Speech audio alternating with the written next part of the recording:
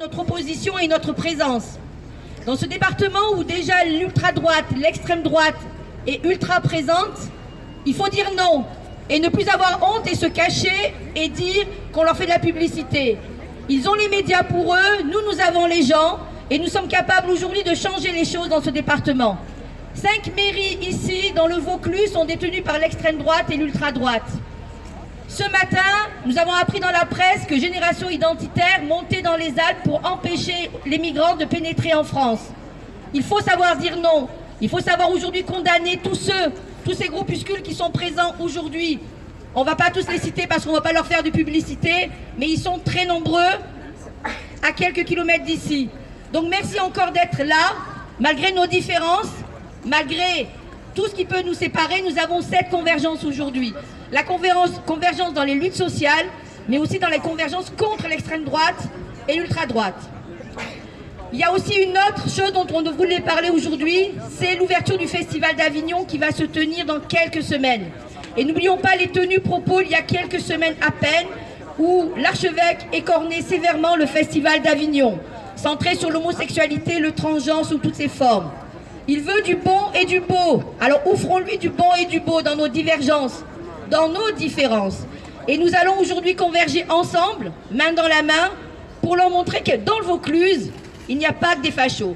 Que dans le Vaucluse, nous avons des citoyennes et des citoyens engagés hors organisation. Aujourd'hui, ils souhaitent commémorer Charles Maurras. Maurras est un auteur français théoricien du nationalisme intégral, qui disait lui-même que sa pensée était strictement indissociable de la haine des juifs, des métèques, des protestants et des francs-maçons. Maurras a rejoint en 1900 l'Action française.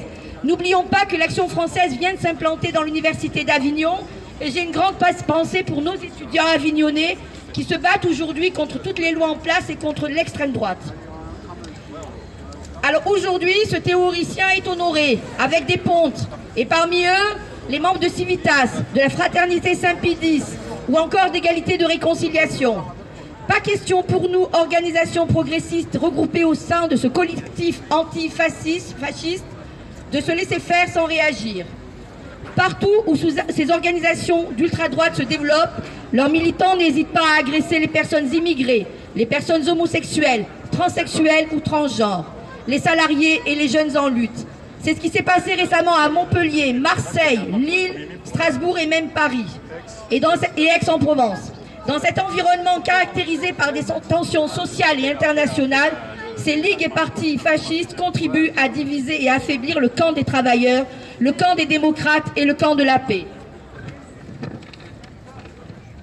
Aujourd'hui, nous ne manifestons pas uniquement contre eux, nous manifestons contre la volonté de ces mouvances fascistes, mais surtout pour une société tolérante et respectueuse de toutes les différences.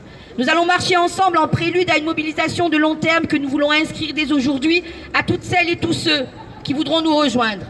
Ne tombons pas dans le piège de celles et ceux qui divisent. Rassemblons-nous, mobilisons-nous car il y a urgence. Et merci à toutes et à tous d'être là. Bravo.